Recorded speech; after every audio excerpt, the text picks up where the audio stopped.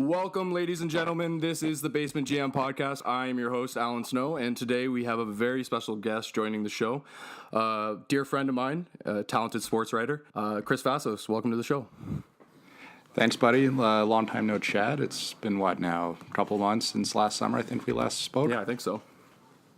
It's one of those crazy nights up in Aurelia. For those of you who don't know, I went to school up in Aurelia, got a job, and Alan and I worked together, so that's kind of how we know each other. Perfect. So, let's get right into it. So, the Leafs take on the Buffalo Sabres tonight at Scotiabank Arena. It's the Battle of the QEW. What do you see from this Buffalo team? I definitely see a young team with very motivated Jack Eichel. He's been not a Leaf killer because they haven't really won a lot of games against the Leafs, but he's been very motivated and excited when he does score and gets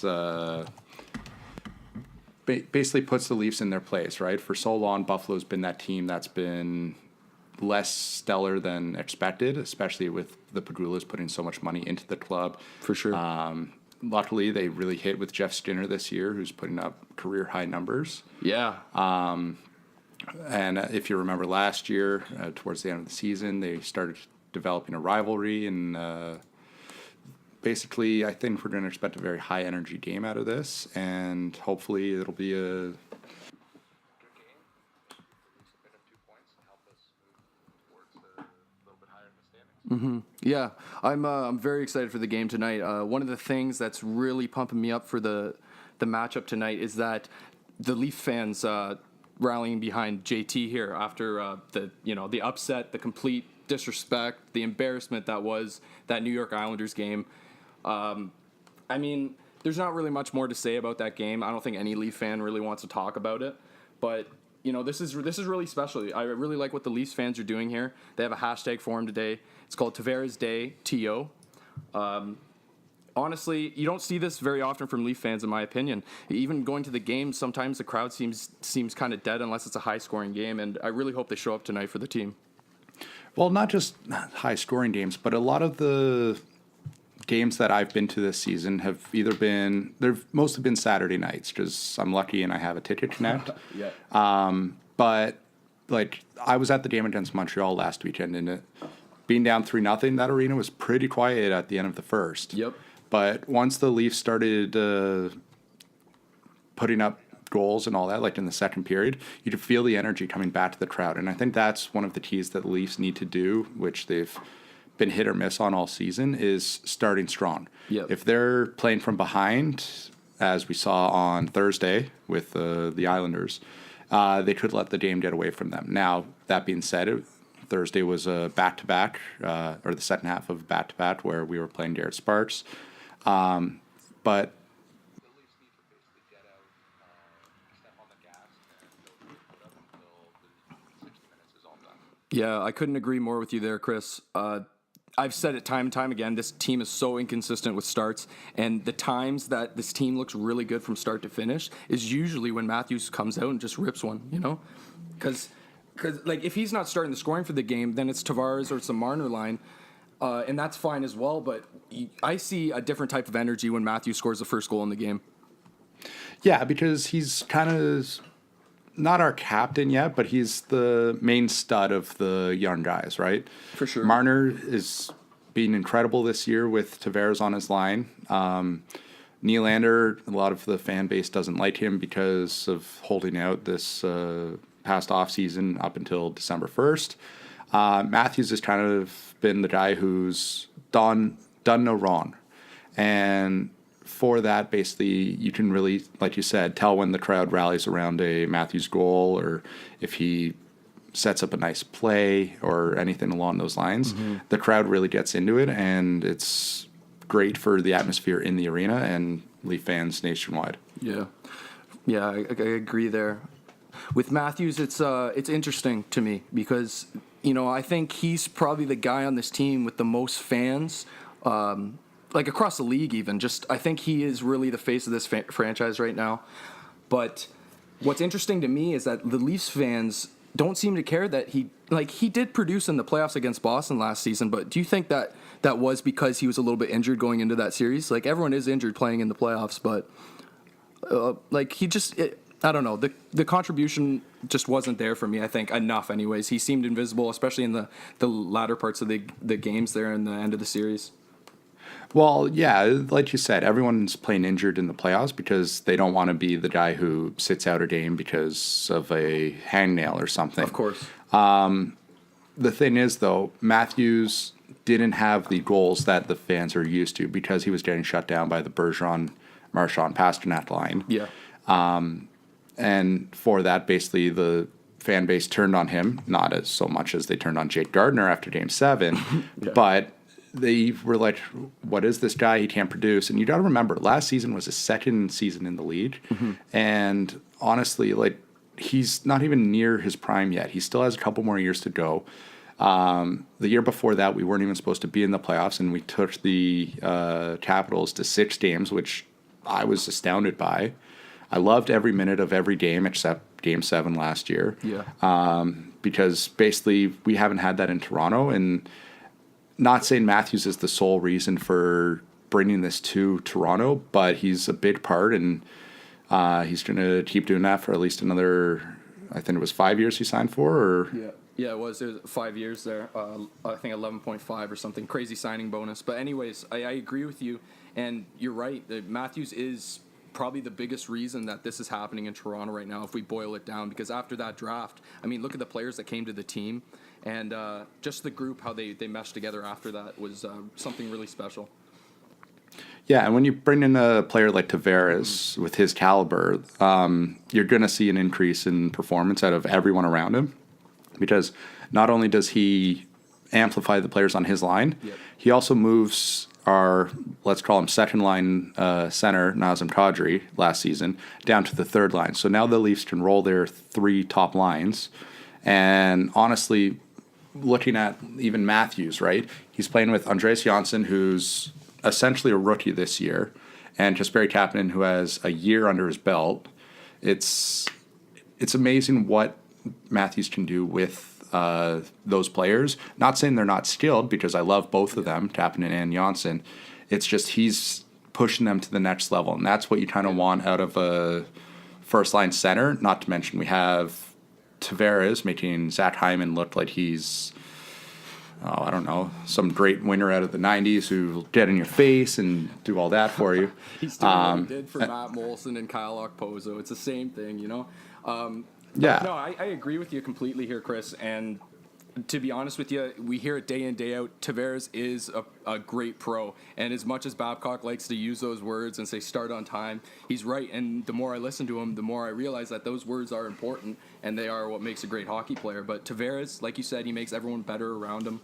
He makes the entire team better around him because of his practices and the way that he trains every day, like we've heard so many times. But from this Buffalo team, Chris, you mentioned Jeff Skinner being so hot, and it's on everyone's mind around the league is Buffalo going to be able to sign him when free agency comes, and what is Buffalo team's going to look like when they miss that player beside Eichel or something like that? Well, if you give me 1 second, I will just pull up the cap-friendly page for the Buffalo Sabres here.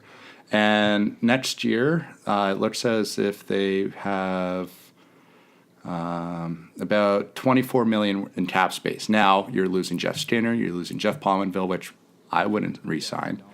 But you also have to sign players like Samuel Sturgeon. That's about it. They need another goalie. They need a defenseman. So there's a few role players that they need to sign. But if they wanted to do Jeff Skinner, they definitely could. I'm not gonna say they can't, because they're paying Eichel $10 million. They're paying Okposo $6 million. They're paying Ristolainen $5.4 because the Leafs are paying $7 for Nylander, 11.5 for Matthews, and 11 for Tavares, plus whatever Marner signs. So honestly, I think the Padulas are willing to spend the money. It's just a matter of if they want to spend it on Jeff Skinner, who's turning 27 in May. Yeah. So he's probably going to want one big contract out of this. Luckily, it was this year that happened, because it's definitely going to drive his price up. Oh, for sure. Yeah, I agree with you there. I think another big deciding factor with that signing will be where Jeff Skinner wants to play. So does Jeff Skinner like playing in Buffalo? Like, all things tell me yes, so far he does. But you never know with free agency. And there's more talk about players moving, especially with John Tavares coming to Toronto last offseason. Players are definitely keeping their options open. And I think that may be what Jeff Skinner's doing here until like the last minute, whatever deal is the best for him. Yeah, I definitely think the Tavares signing opened up that window for a lot of players. I don't have a list of free agents in front of me right now, Yeah, but neither do I. I was just looking at mostly the matchup tonight. So what's fascinating is that Jeff Skinner and Tavares are actually tied with goals so far, 36 goals apiece right there. So it's well known around the league that you get paid more for goals. And Skinner at the end of this season, I would not be surprised one bit if he gets paid more than Mitch Marner or the same number as Mitch Marner. That might be a little bit of a stretch, in my opinion, just because Mitch Marner's a lot younger. He has the ability to keep going up, whereas you have Jeff Skinner at 27 when he signs, and that's essentially the middle of his prime right there. So if you sign him to 8 years, you're looking at him going to 35, I believe, if the math is right. Somewhere around there. And basically with that, you're going to see his production drop. So I know what you're trying to say. And here, let me help you out here and just say that the reason why I believe that Jack Eichel could make this same kind of money, I'm not saying Jeff Skinner. That they're going to Jeff Skinner, I'm sorry. I'm not saying they're going to get the same tenure, like the same length of a contract, but you got to keep in mind if Jeff Skinner does make it all the way to free agency, he's not a restricted free agent, obviously, so he can bargain with teams until he gets the number he feel comfortable with, and a lot of teams are desperate for goals and a good sniper like Jeff Skinner. Yeah, for sure. And the thing with Mitch Marner is that the Leafs have control over him. That's the only thing. He's going to make a ton of money. Don't get me wrong. I'm not sure if Mitch Marner's going to make more than Austin Matthews at this point. But if he keeps up the point production, like Babcock said, he's a lifetime Leaf. I think it's going to be a big deal. Yeah, for sure. And even if you look at some of the other restricted free agent or unrestricted free agency, you got Panarin. Joe Pavelski, Matt Duchene, like a lot of these guys are probably waiting till July 1st or right before then when teams can talk to them to see what's out there. And because they want to make the most money, of course, you have the hockey narrative that, he's got to be a good player. He has to take a pay cut to help his team out. But if I'm Matt Duchene, I've been on losing teams my whole career. Yeah, it'd be nice to go to a team that's going to win. But if let's say Florida, I don't want to say Ottawa because he just came from there, but a team with a lot of cap room, if they're offering me $2 million more than a winning team, I might take that because I want the money, right? Whereas, for sure, or some players, could be Matt Duchene, want to win, which I think is the reason he wanted to go to Ottawa in the first place. Basically, it will sway his decision where he wants to go. Yeah, for sure. So let's get back to this Leafs-Buffalo matchup tonight. The one thing I will say about this Buffalo team is like they got a ton of talent. We're talking about one of the guys right now, Jeff Skinner. They have Jack Eichel. We can go down the list. Ryan Hart. They have their young defense core now is looking great. But the one thing that this team really reminds me of is when the Leafs were young with Austin Matthews when he was his first year in the league there. And they could not hold leads. We were giving up leads left, right, and center going into overtime almost every night or losing in the third period. And I feel for Buffalo fans right now, it is frustrating to watch a very talented team. It's possible that they're going to get pushed out of the playoff race. They might already be if I check the standings here. Yeah, I do think they're out just a little bit, especially when they were so hot to start the season in November there when they had their 10-game winning streak or whatever it was. Yeah, they do have a lot of skill. It's just a matter of how they're going to build on that so they're not like the 2016-17 Leafs where they're giving up third period leads and going to overtime or losing straight up.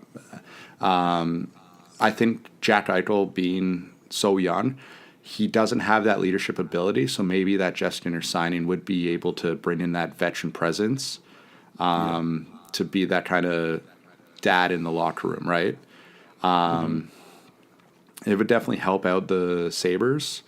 It's just you need to find someone who wants to, let's say, end their career in Buffalo, right? Like a Patty Marleau type.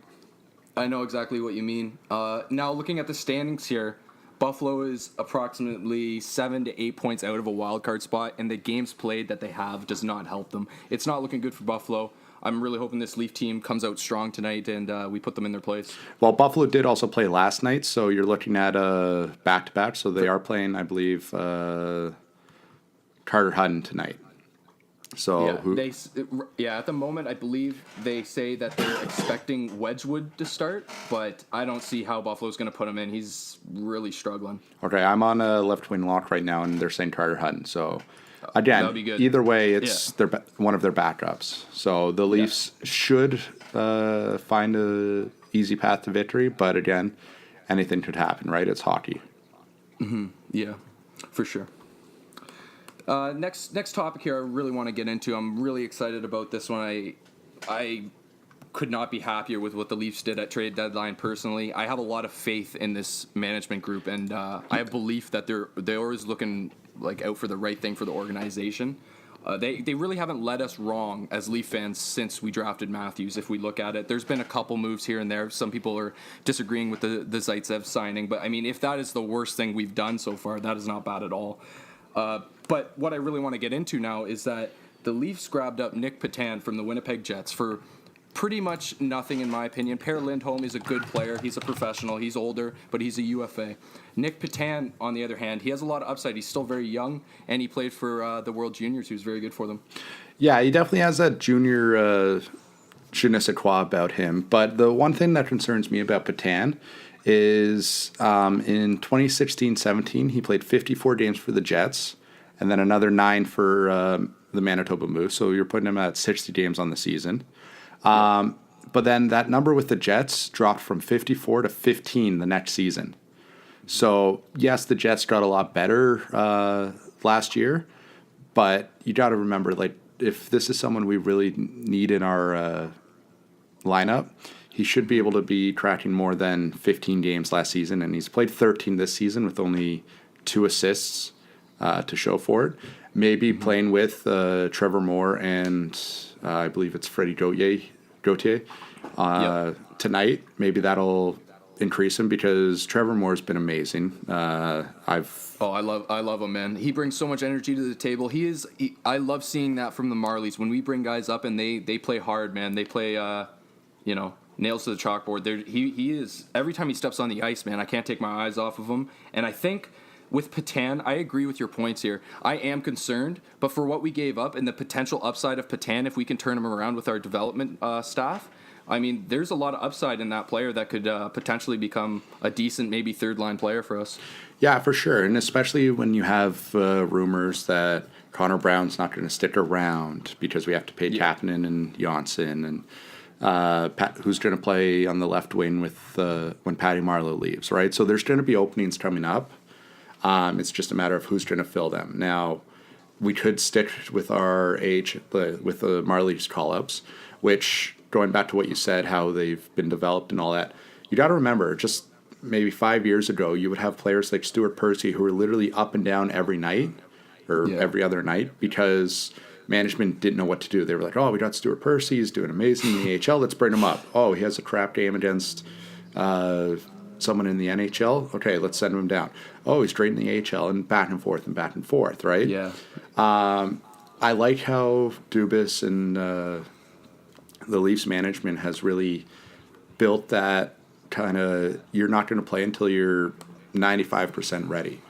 So, like, you got to remember, we didn't call up Kapanen until almost the playoffs 2 years ago. We didn't call up Janssen until almost the playoffs last year. Trevor Moore, he could have been a lot earlier. But you got to think that the Leafs management waited until he was ready enough to play in the NHL and not just back and forth. I get it. Yeah. You make a great point, Chris, because I remember that Stuart Percy era there, and I was really excited about that defenseman, and he did turn out to be a bust. But I'm going to put most of that blame on management because he did go back and forth, and even after playing good NHL games, they still seemed to put him out of the lineup here and there, and it was a very odd situation. But our defensive core now, if we're moving into that topic, is a lot better than it was last year and even the year before. You look at guys that have stepped up big, and I really want to mention one of my favorites here is Travis Dermott. Man, he's just been a great defenseman for us. He obviously we're not expecting anything amazing, like not huge point production, but man, he's steady on the back end and he can skate with the puck. Yeah, Travis Dermott's definitely been a great player last year in this. It's a shame that he went down in the game against Edmonton on Wednesday. And it looks like he's going to be out for at least a month. That shoulder. Yeah, it looks like his shoulder.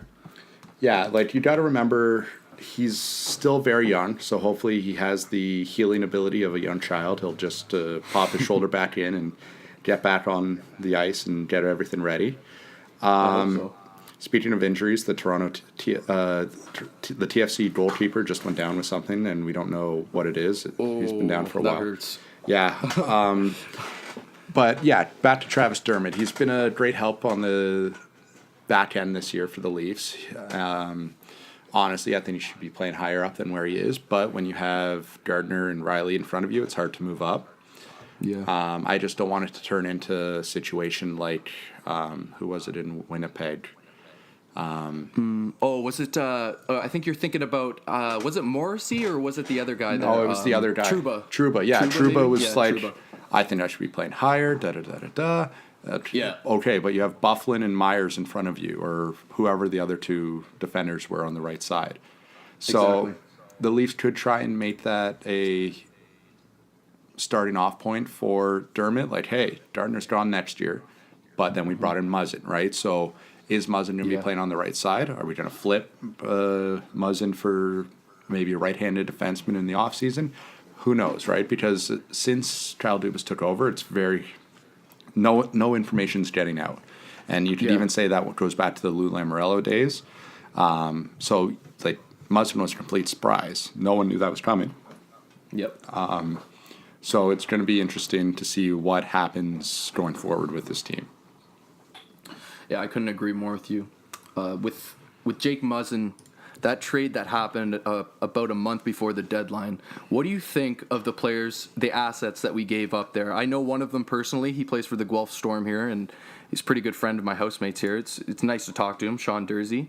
But the other prospect as well, we gave up Grunstrom, I believe, and a pick, right?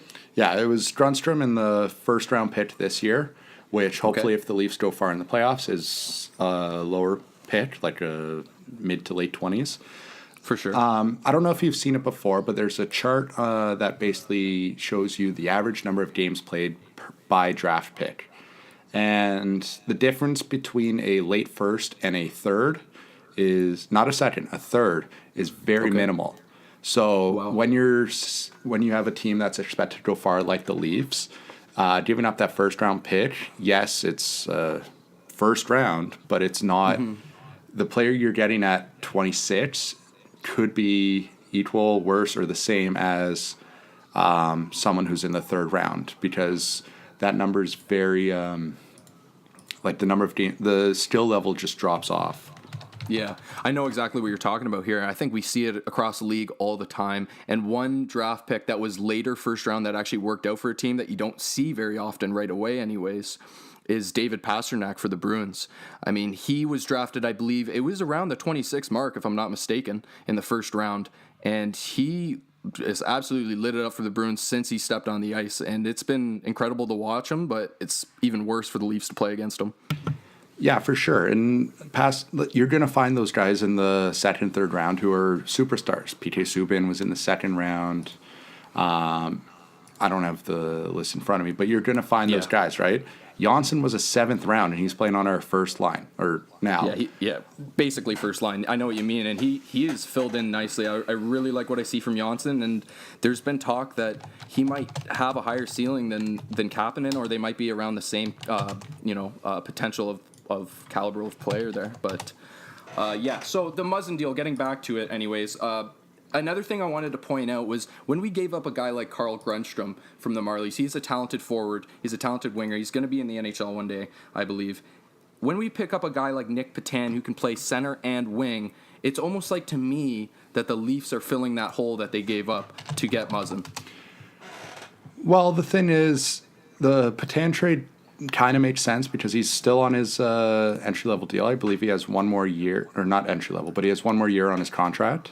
So that believe so. That also helps with keeping the cost down, right? So we don't have to go out and find a second or third line winger if he can play that next year. Especially if Brown or Marlowe or whoever gets shipped out to make room for Marner and everyone else. Now, the thing is, with a player like Grundstrom, in my opinion, his limit was kind of like a AHL first or second liner. He wasn't going to make the Leafs, especially with our three centers right now. Yeah. But you have to remember that this guy's been playing his whole life. He wants to make it to the league. So maybe if he goes to LA, who hasn't been great this year, he may get that opportunity to shine in the fourth line and maybe even move up to the third or second, depending on how he progresses in the NHL. Yeah, okay. Cool. Going back to last year's matchup against Boston now, if we look at the two teams beside each other today, there is a lot of differences from last year's playoff series. We got John Tavares, they added Charlie Coyle, and their team got a lot better. Like, there's no doubt about that. Charlie McAvoy's turned into a really good defenseman for them. He was even good last year, but even better now. Torrey Krug is on fire. How do you feel about the Leafs matching up with them in the first round, especially if we don't get home ice? Well, home ice is definitely going to be a big thing for the Leafs because, like, last year it went to 7, right? Yeah. If home ice was switched, things might have changed. We might have gone on to the second round. However, the Boston Bruins are a great team. They're strong, and they know what they can get away with in the playoffs. They've been there. They've won a cup back in 2011, I believe. They kind of have a playoff team. Now, they might not be the best team in the NHL in the regular season, but they have that kind of the grit. Yeah. The grit, the heavy bodies. They know how to play playoff hockey. There's no question about that. You watch the Boston Bruins in the playoffs, and they are a gritty team. It takes you back to some old school hockey sometimes. And one thing that I thought that the Bruins did really well last year that the Leafs have to do a better job is their discipline. We saw Kadri take that suspension, and that really hurt the team. The series could be completely different if Kadri stayed in the lineup. Yeah, because you had Plekanec playing on the third line, which, to his credit, he broke out, right? He was a lot better on the third line than the fourth line because he was getting those extra minutes. But then you have Freddie Gauthier on the fourth line, who might not be the player you want on your fourth line in a playoff series against Boston. Yeah. Not saying that the Leafs should have gone out and gotten another fourth line center for us, but the Leafs definitely have to prove themselves this year if they do wind up playing Boston. Yeah, you brought up a very interesting point there about Gauthier, and that's something I really want to touch on is, do you remember that series against the Washington Capitals in the first round? We took them to 6 games, and our fourth/third line center was Brian Boyle. He was great for us, but then we had Gauthier in the lineup because Kadri got hurt. And no offense to Gauthier, he is a good centerman. I think he's better this year, but he can't win faceoffs. He's really not good. And having that in the defensive zone or anywhere on the ice, if you get stuck taking a faceoff, that's going to be a problem because he's definitely the worst on the Leafs for faceoffs. Yeah, and especially in close games in the playoffs, very defensively minded. You can't just outscore your opponent in the playoffs because everyone's playing defensively and they want to basically run. Or they don't want to run up the score, right? Because then that's how games get out of hand. Of course. Basically, what Freddie Gauthier should do all offseason if he wants to stay a Leaf is work on his faceoffs. His skating, working with Barb Underhill, the skating coach for the Leafs, is amazing what he's come to do in the last couple of years. Because being 6'6" or whatever he is, he's a big guy. He's not supposed to be fast. But if you look at his skating from a couple of years ago to today, it's miles different. It is night and day. Yeah. It is night and day. You're right, Chris. They have really developed his game, and I am definitely not a Freddie Gauthier hater. I'm a big fan of this player, and it was a very interesting story how he stayed in the league. I'm not sure if you heard it about Sidney Crosby actually swaying his decision. No, I don't remember that story. All right. So a little bit of background information.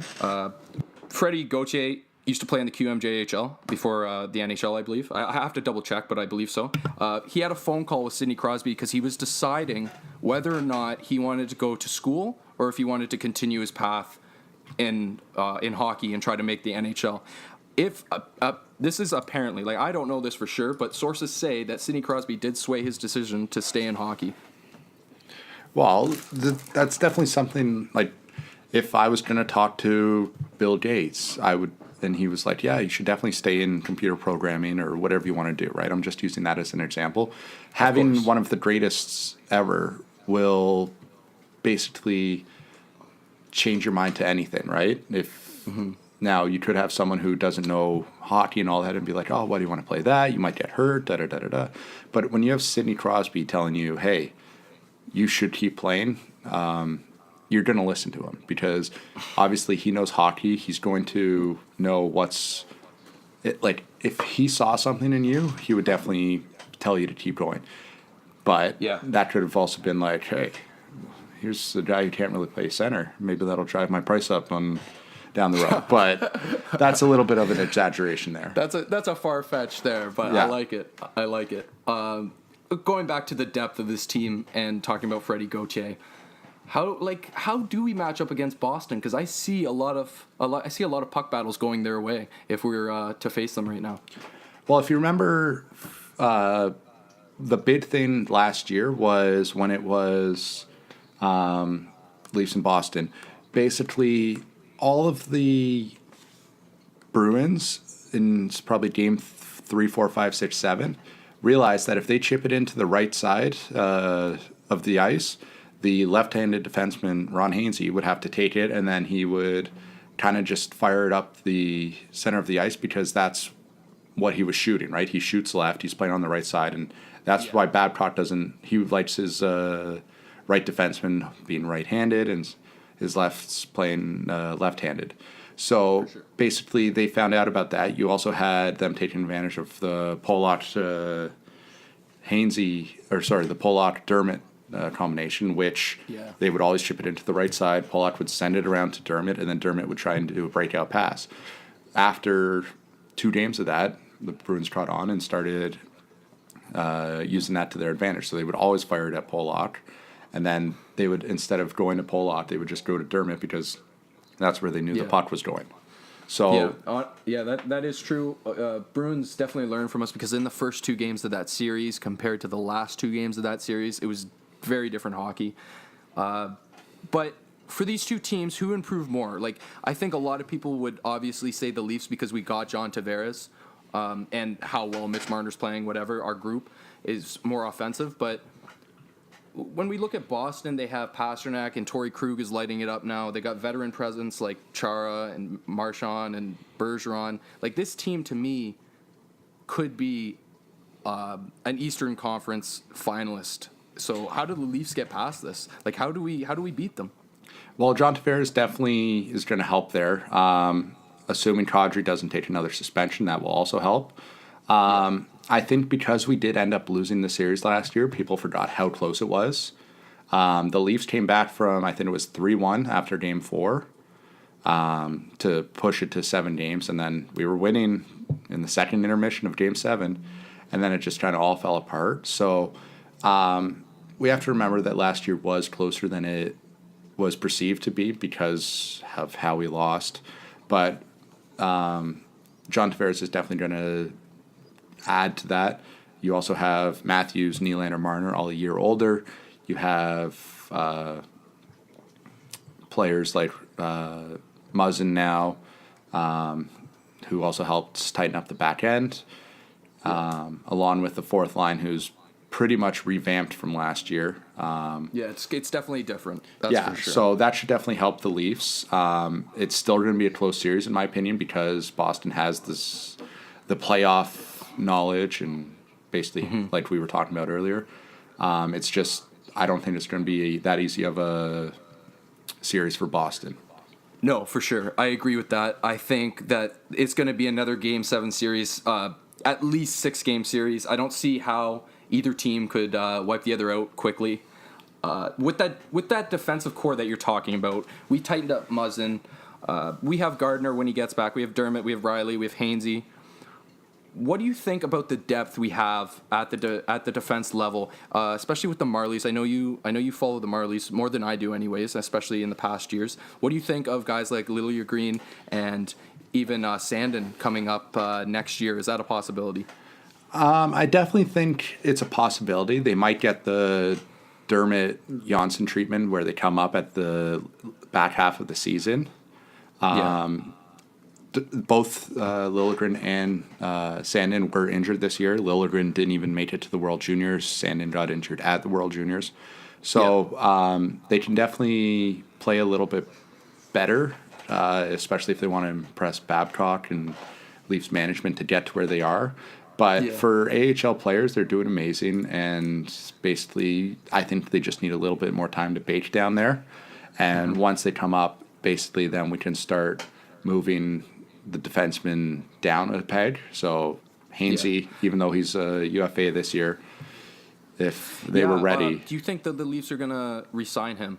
I don't. I think Muzzin definitely helps bridge the gap between the Leafs of this year and the future defensemen that are coming up. Plus, we all know Kyle Dubas's big thing is signing UFAs to league minimum contracts. So I'm just trying to see if I can find like a defensive list. It's going to be I think it's going to be somewhat expensive for Ron Hainsey in terms of what the Leafs can afford. But with is that it though? being said, Because like he's up there in age. He's 37. Yeah. You don't think they could sign him for $1 million or league minimum, whatever it may be? That's interesting. That's it's a possibility for sure, but I think there's going to be other teams involved, other teams interested. I think Hainsey still has enough upside that other teams will be interested in signing him to like maybe a 2-year or 1 year, $2 million contract. You know what I mean? But I think he's going to get more than the league minimum. Definitely, because he has the veteran presence, let's call it. Yeah. But like you can look at a bunch of other guys who are right-handed that could also be picked up for cheap. Dan Girardi, he's 34. He has 13 points this season, and he's a right-handed shot. That would definitely. That's an option. Yeah. Yeah, for sure. Okay, cool. I'm just trying to play it through here. Derek Engeland, if you want someone a year younger.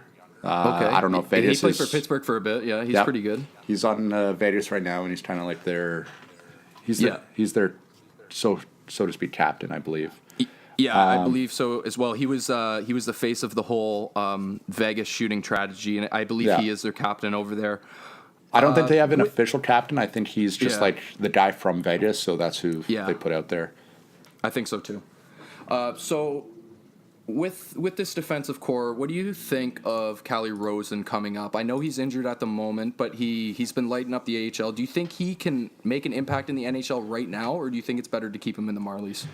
I think unless we get another injury, definitely keep him down there. Just because that extra 20 games or whatever of top line minutes will definitely help him a little bit more than if he's playing third line minutes with Dermott. Not to say that Dermott's bad and would impede his development. It's just the AHL's different, right? And the NHL, you get bigger guys who hit heavier, shoot harder, and all that. So you want to make sure that he's ready to come up. He played a couple games last year. I think he even played like 40 games last year with the Leafs.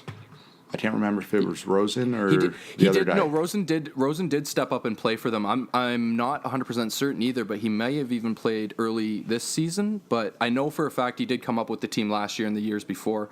I'm not sure how old he is, but he has been with the organization for a little bit now. Another guy that's been with the organization for a very long time, I'm excited to talk about him, is Garrett Sparks. I was a fan of Garrett Sparks with the Marlies. I personally believe that he's not ready for the NHL. What are your thoughts on that?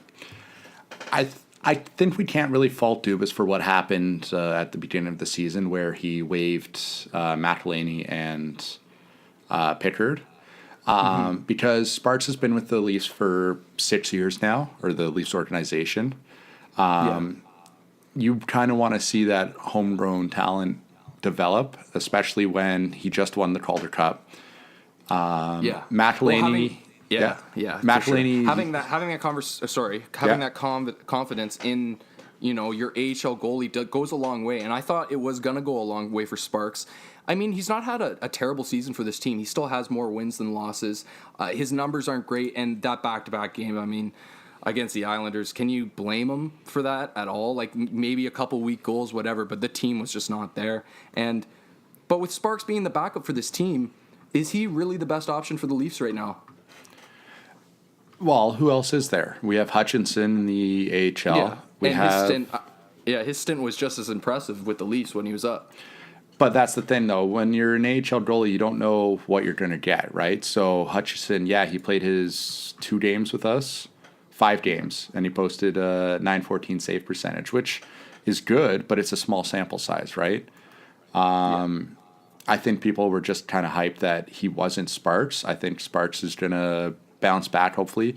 But it's hard to play when you're playing, or it's hard to play well when you're playing only, every 3 weeks, every 2 weeks, depending if the Leafs have a back-to-back. He's got a .902 in the NHL right now. If you want to go back to when he played in the 15-16 Leafs before Matthews and all them, he came up and got the shutout first game started, didn't he? So that drove the hype up, right? And then the next game he got blown out 4-0 or something. But going back to the stats from that season, in 17 games played, he had an .893 save percentage. So it's not like it's definitely an improvement being at the .902 that he is right now.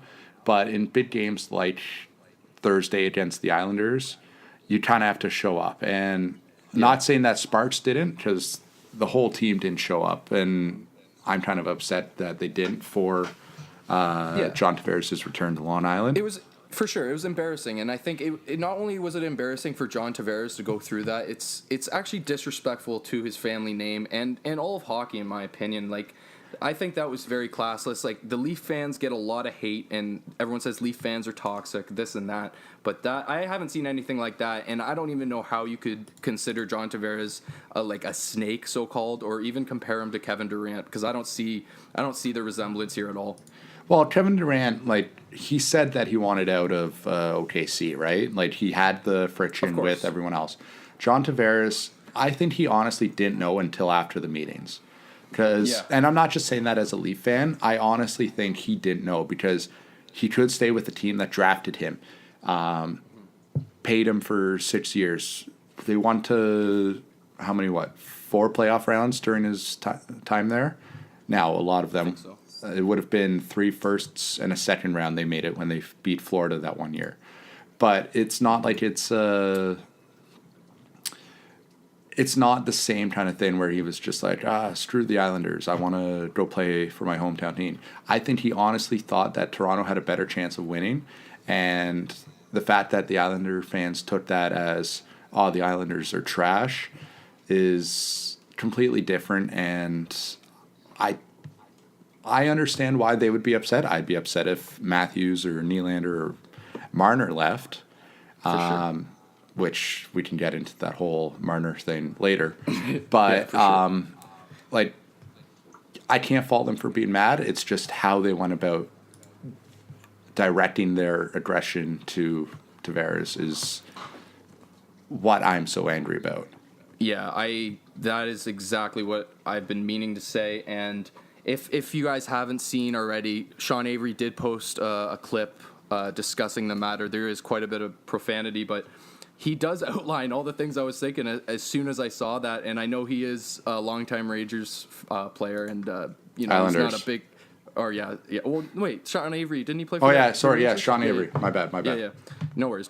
Yeah. So, he's played the Islanders more than a lot of people, and he knows what the fans are like, the organization's like, and stuff like that. But you're right, Chris. The way that they went about it was the disgusting part of this. I understand you can be mad. You can be mad on Twitter. You can say what you want. But even during the tribute video, it's whatever. I don't think John Tavares was expecting anything great from a tribute video or anything. But this guy played 10 seasons or 9 seasons for you, and he didn't even have a home arena for the past 2 or whatever, how long it was, right? Yeah, because they were switching between Barclays Center. No, they're switching this year. They went to the Barclays Center for 2 or 3 years, I believe. But yeah, it's hard to.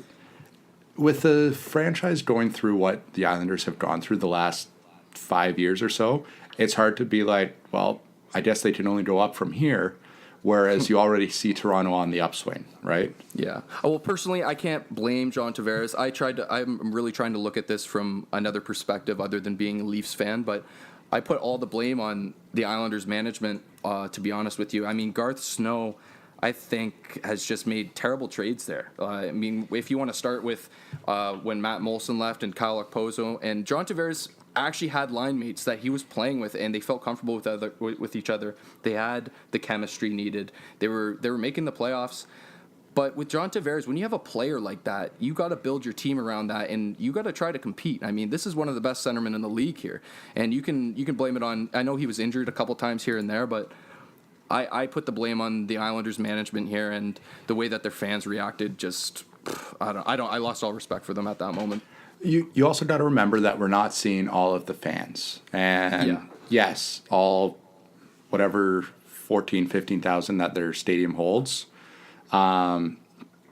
It wasn't everyone. It was a very big chunk of the stadium doing that, because I could definitely hear them clear as day on the broadcast. But it's not all fans. And even the Leafs fans, you have the guys who are like, oh, we should trade Nylander because blah, blah, blah, blah, blah.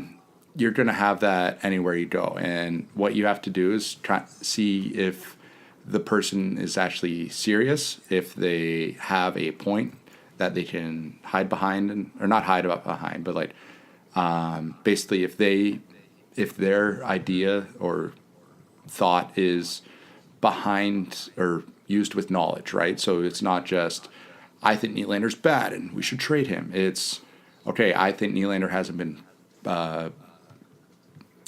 playing as well as he should be, so maybe we should look at the option to see what we can get for him. Yeah, no, I agree with you there, because even I was making that argument earlier. I was thinking, I could see the Leafs signing Nylander and trading him later down the road, whether that's going to be the trade deadline or free agency, because of his value that he brings. And his contract really isn't ludicrous. It is pretty fair value.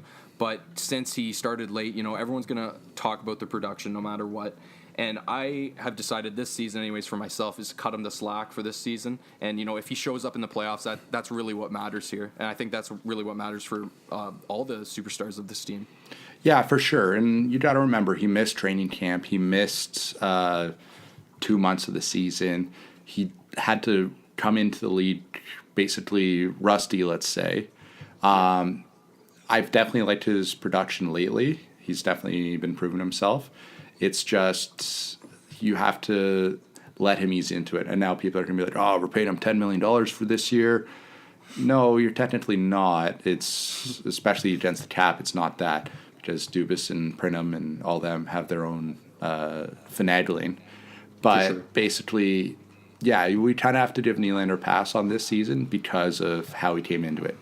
Would have been nice if he started in September training camp with everyone, for sure.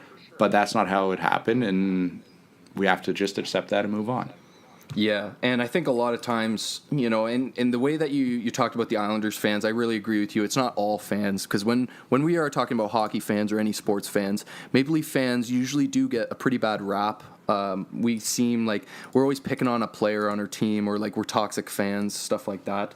But another thing to keep in mind, it's not all fans, but for the select few fans or whoever, thinks that way about Nylander or Gardner on this team, do you truly believe that if we got rid of these guys, we'd be a better team right now? It's not possible if you think about it. The only thing I could see is, let's use Nylander for example, because that's the common enemy of Leafs Twitter. Yeah. So if we get rid of Nylander, what does that do? That opens up a spot on the right wing. So basically all the Leafs forwards move up. So you're looking at Marner, let's say, going to the Matthews line. You would have Kapanen, or I guess doesn't even matter because Nylander is currently playing on the third line. But you create that spot for, let's say, someone to come up from the Marlies or a signing next year to fill that void. Now, if we were able to land that stud right-handed defenseman that we apparently need, it might help us out. And the trade-off between that defenseman and the loss of Nylander, plus the gain of the person that we're bringing in, whether it's an upgrade, whether it's someone from the Marlies, whether it's a free agent signing, you kind of have to figure what's the trade-off there, and does that value turn out to be a win for us? Because if we're landing, let's just say Erik Karlsson for Nylander, not that would ever happen, but... Yeah, I agree with you. I get it. If we do that, so Erik Karlsson plus, let's say, Trevor Moore, even though Trevor plays on the left side, but let's just say for argument's sake, Karlsson plus Trevor Moore for Nylander. Would that be worth it for the Leafs to get rid of him? Yes? Okay, maybe look at that option. If it doesn't, then don't worry about it, because it's not going to help the team right away. I think what a lot of Leaf fans, they jump to conclusions, and with this especially, it's like, it's almost seen as like an easy fix. It's like, Nylander should go, and we'll get something great for him, even though he only has this amount of points in this amount of games. You got to think of other teams' standpoints too. Obviously, other teams would love to have Nylander. Like, this guy's got a lot of value. He's got a lot of potential, and he can play center or wing. Like, that is very valuable for a lot of teams. And with Kadri out, we're actually seeing a better Nylander, in my opinion, at center here, where he's carrying the puck through the center of the ice and making plays. But like, Leaf fans are saying, if we trade Nylander, we trade Gardner, or whatever you want to say, you got to think about it in the long term. How long does Marleau stay with this team? Isn't he an unrestricted free agent at the end of next year? Yes, but I have a theory that he might get the Brooks Orpik treatment, where we trade him plus an asset to a team with a lot of cap room. They buy him out, and then we sign him for $1 million. Wow. Which, so Washington did that with Brooks Orpik. Now, they sent their backup goalie last year. I'm drawing a blank on the name right now. Plus Orpik to Colorado for a sixth or whatever it was, some random draft pick. Colorado bought him out, and then he signed with the Capitals for a lower cap hit. So basically, they could use that money. Yeah, that's very interesting. I think that's what might happen to Marleau. But if not, he's still on the cap, or he's still on the team for $6.25 next season. And on the cap, given. But thinking about it here, that is very interesting. I didn't realize that with Brooks Orpik, and the goalie that you're looking for there, that was Grubauer, I believe, yes. that went to Colorado. He had a lot of potential. I haven't really heard anything about him, but yeah. So I mean, having Marleau on this team this year is definitely beneficial. But I could see the Buds trading him next season for sure if they get a good return. And there's even been talks about him going back to San Jose. What do you think about that? Well, the thing is, going back to San Jose would be the fairy tale ending that he wants. I just think that it's hard for San Jose to pay Marleau, especially with Kane, Couture, Hurdle, Brett Burns, Karlsson, if you read signs, Vlasic. Like they got a lot of. I couldn't agree more with you. The high to mid tier players. Yeah. Now maybe he does the buyout thing with. So let's say the Leafs trade him to San Jose, and then for a conditional seventh. San Jose then trades him to, let's use Colorado for example, buys Marleau out, and then he resigns with San Jose for $1 million. That could be another option to get everyone happy, so to speak. Okay, yeah. I guess to be honest with you, it's going to depend on how he plays. It depends on how he plays in the playoffs. It depends on how he plays next season, because he's going to still start the season with the Leafs, I think, unless they have a plan to trade him at free agency, which, it could be possible. You never know, especially with Dubas now in control. Like you said, he doesn't really give us much information, and that's probably the way it should be, especially with Leaf fans, but letting guys go at free agency, I want to talk to you about this. This is really important. Just one thing before we go there. Go for it. Patrick Marleau does have a $5 million signing bonus July 1st. So after that, he's only on the team who has him is only has to pay him the $1.25 million. Okay. So once the Leafs pay that, I think that's when the trade /buyout / whatever will happen. I don't think it'll be until after July 1st, just so they can get that $5 million off the books. Mm-hmm. And the Leafs have no problem paying that because they're the Leafs and they have a Brinks truck at every corner of the arena. Pretty much, yeah. I mean, we can pay anyone in the organization as long as it's, not going to hurt our cap. Yeah. But So free agency, digging into this now, with players possibly leaving, let's say Marlowe might get traded. That's a possibility. I don't see the Leafs re-signing Gardner. I just don't buy it. He's going to cost too much. And I think the interest there around the league is going to be enough for him to sign with another team. And then we look at a guy like Kadri. Do you see a long-term position for Kadri on this team, or is he gone after this year? Honestly, I think Kadri's going to stick around. He's been with the Leafs since day one. He's been hit or miss throughout his whole development. He was one of those yo-yo players kind of going between the Marlies and the Leafs. Yep. I think if Jake Gardiner wants to take a huge hometown discount, he'll be back. I know that'll anger a big chunk of the Leafs audience here. But Jake Gardiner is very good, but he has his lows, like Game 7 and his turnovers right to the other player in the blue line. But there's a couple good options on the right-handed defenseman for free agents, mainly Tyler Myers. Now, Tyler Myers is currently making 5.5, which is, I believe, very similar to... I believe Gardner's making 4.5 and Kadri's making 5.5. I could be wrong. Kadri's definitely making 4 something because I remember him and Riley signed either the same day or day after. Okay, cool. And they were both in the 4. Okay, yeah, definitely keep for a fourth line center. That's what you're going to be paying for a top. Yeah, third line center. Sorry, top third line center. $4 million is nothing, right? Oh, for sure, man. And he's on the power play for us. Yeah, and with that, he's plays the special teams and all that. He has the ability to basically quarterback any line that he plays on, right? I'm just trying to see here. Well, so with that, what you're saying there, that's really interesting too, because I feel like having Kadri on this team really gives Mike Babcock the chance to roll out any line he feels comfortable with whatever team he's playing against. Because Kadri is definitely a different center than Austin Matthews is, and Austin Matthews is a very different center from John Tavares. So having him in the lineup is definitely a secret weapon. It's just.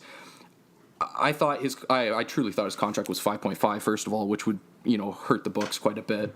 But I'll definitely check it right now, but just for comparison, Pittsburgh Penguins. You have Malkin making 9.5, Crosby making 8.7 because Crosby's number.